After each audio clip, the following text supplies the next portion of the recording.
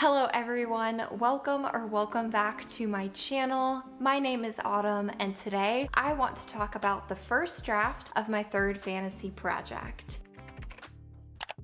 I did a video that was very similar to this when I completed the first draft of my second project, which is called Project Burning Roses. I'll leave that video linked down below. I love doing this because it gives me an opportunity to see my project as a whole and to see the pros and cons of writing this first draft, but then also comparing it to the other drafts that I've written in the past, how I've made those changes to my writing, how that's worked, how that's not worked. I think it's a great reflection on my writing craft as a whole. I can see what I've done, how I've improved, but things I still need to improve on. And that's what I want to talk about today. So I want to list 3 things that I need to work on and improve on the next time I begin writing a first draft. And I want to talk about 3 positive things that I did write and I did do while I was writing this story. If you're still a little confused as to what the heck I'm doing, what this video is, it's basically a recap on my writing for this project that I spent 8 months working on. Before we dive into the pros and the cons, let me just briefly talk about this project. It's called Project Ice. It's a fantasy project that I started outlining this year and I eventually finished the first draft of. I have vlogged the entire process of this story, so if you want to see in-depth reactions and in-depth conversations when I was in certain parts of the story, like in Act 1, Act 2, Act 3, or plotting the story, I'll leave that playlist linked down below. So if you want to go and watch it, catch up on things, and see nitty-gritty details, the good, the bad, and the ugly, up close and personal,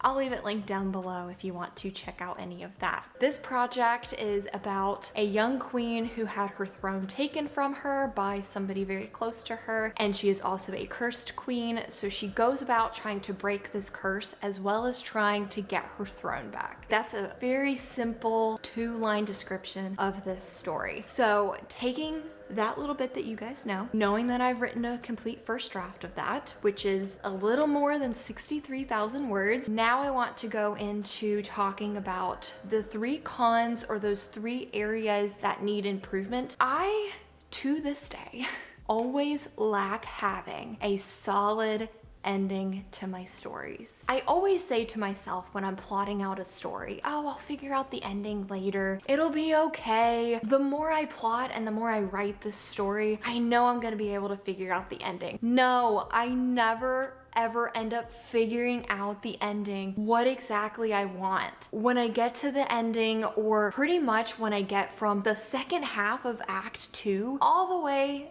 to the end of Act 3, it feels like a struggle bus. I feel disconnected with the story. I get frustrated with myself because I'm like, I spent 2 months, I think it was 2 months, plotting out this story. I should have had a solid ending, and I don't understand why I continue to do this to myself. With my nano project, that is not something I'm gonna do. I'm not gonna just figure out the ending later. What I need to do is sit down, plot out the ending, have a good solid foundation for that ending, and then work backwards with the story. That's what I need to do. I need somebody somewhere in the world to hold me accountable for this because it is just out of control. So that's the first con to my writing just in general, but also with this project. And I also understand that as I continue to draft a story, the story morphs and forms itself. You know, it becomes its own living, breathing thing. So I understand that the more I write out the story, if the ending I have outlined needs to be shifted a little bit, I understand that. But just telling myself, yeah, we'll figure it out later, whatever happens, happens, or outlining multiple endings, that just does not work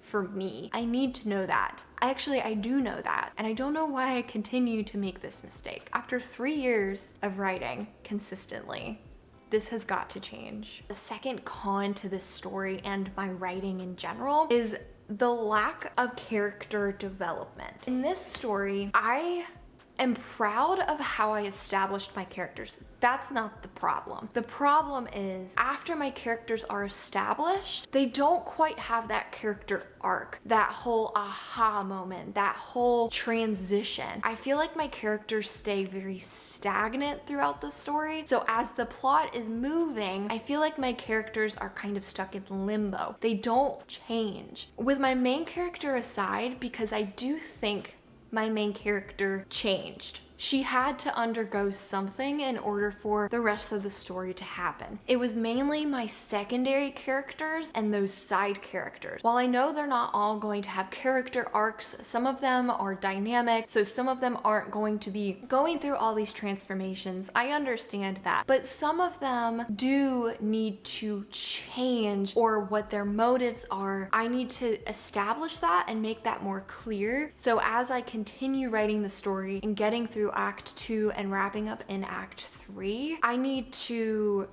understand what those are, because that's gonna alter and shift the story, and it's gonna make sense as to why certain things that are going through the story happen. But I don't do that. And I know it's a first draft, so I'm learning my characters. I'm trying to fit them into the story, try to figure out the story. I know it's really hard to establish all of that in a first draft, but I think outlining my characters can be a little stronger. I think as I'm trying to discover my characters in the plotting phase, I need to understand why they're in this story and what they're going to do to shift the plot to maybe cause chaos for my main character, or whatever they are supposed to be doing in this draft or in this story. That's something that I really need to focus on and stop lacking in that department so much, because it's really the second act on is where I really struggle with these characters. And the last con of this story, this might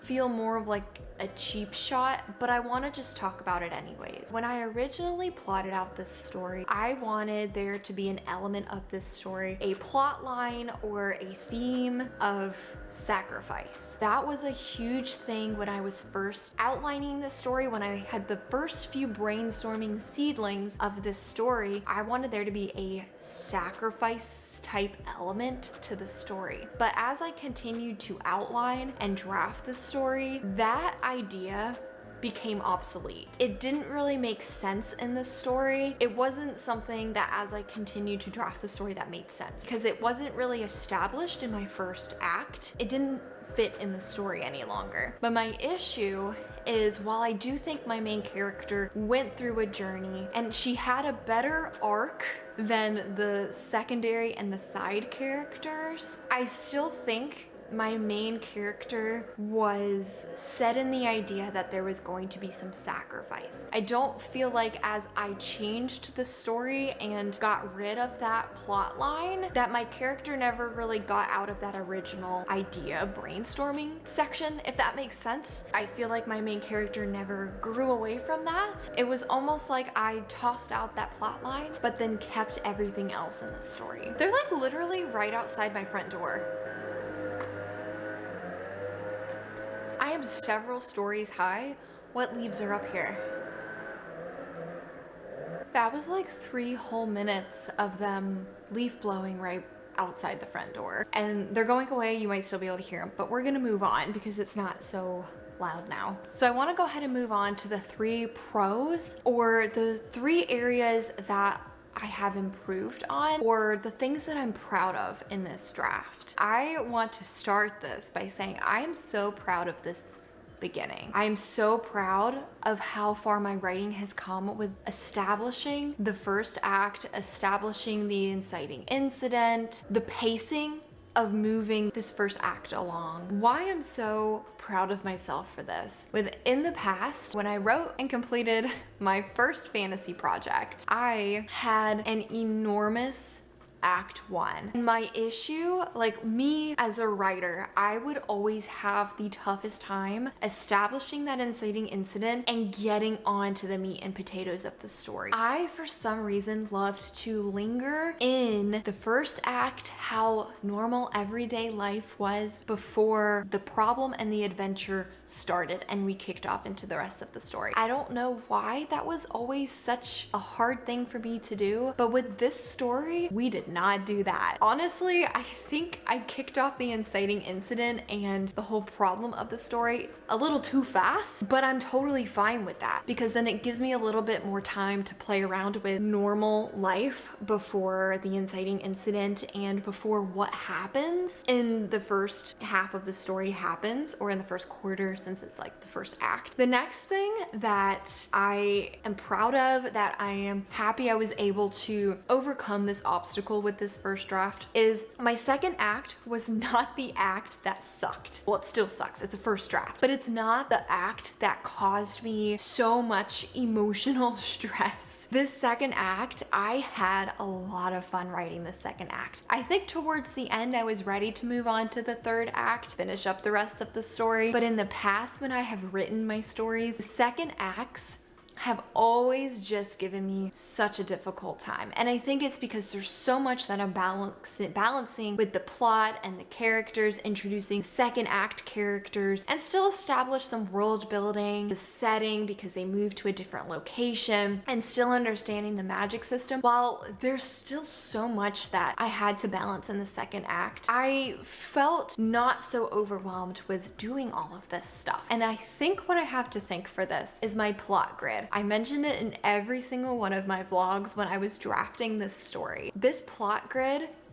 saved my ass. I loved this plot grid. If you're unfamiliar with the plot grid, I'll leave a few videos linked down below of other author tubers and other writers talking about this outlining method. This was the first time I'd ever used it, and I highly recommend it. I used this plot grid religiously all throughout writing this whole draft. It definitely saved me with keeping the plot flowing throughout the second act. And when I wrote out my plot grid, I even put, okay, beginning of act 2, the midpoint. When I created my plot grid, I made sure I had established all of those key points. I always knew what was expected in that chapter or in the next chapter or a couple of chapters ahead, so I could start dropping little nuggets of what was going to happen in a couple of chapters. That plot grid was amazing for getting through the second act. If we want to know the act that caused the most problems, it was my act 3. Did I even mention? Oh yeah, I did. Well, I talked about the lack of a solid ending, which is act 3, so we did have that as a con. Anyways, so the last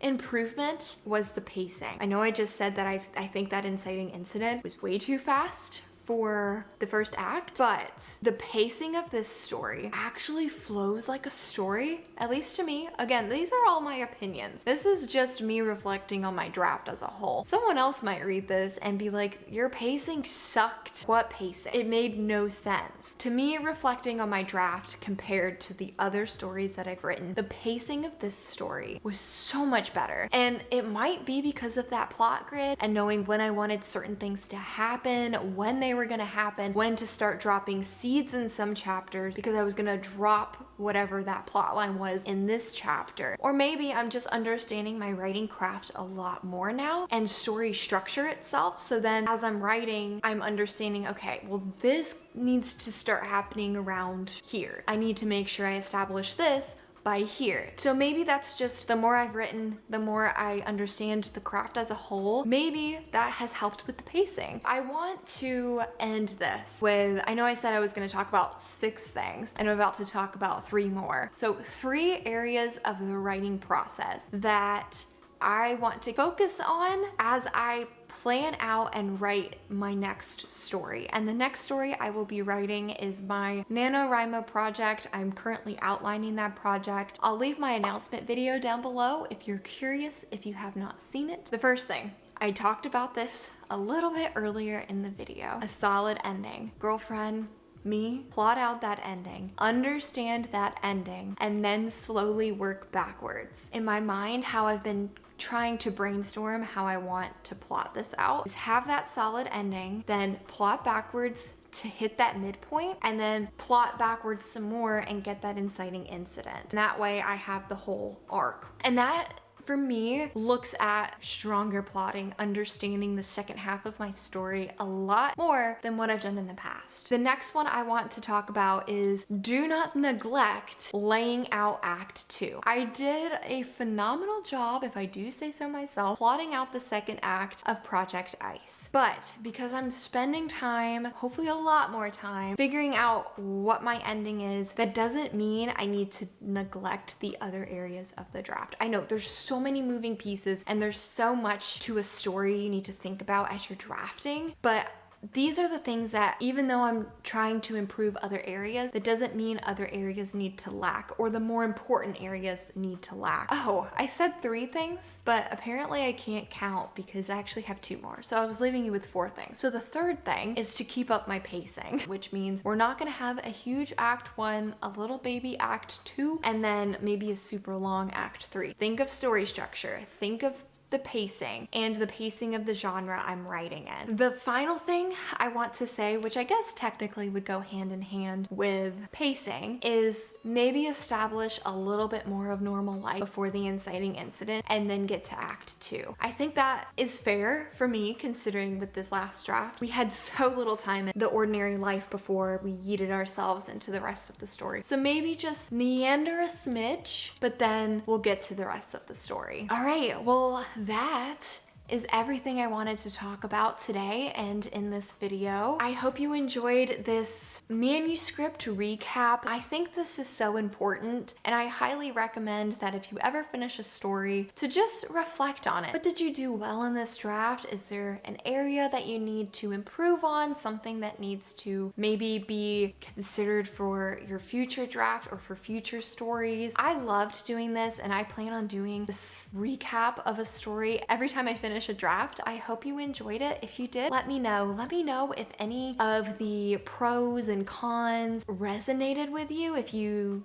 get me, if you've ever experienced anything that I experienced writing this first draft, or if there was something different that you've come across as either a con in your own writing or something that you're proud of that you do with your first drafts or any draft. Let me know down in the comments below. That is going to be it for this video, everyone. I want to thank you so much for watching, and if you haven't and you want to be part of my writing journey, I would absolutely love to have you. Again, I am Autumn Ashley, and I will see you in the next one. Bye.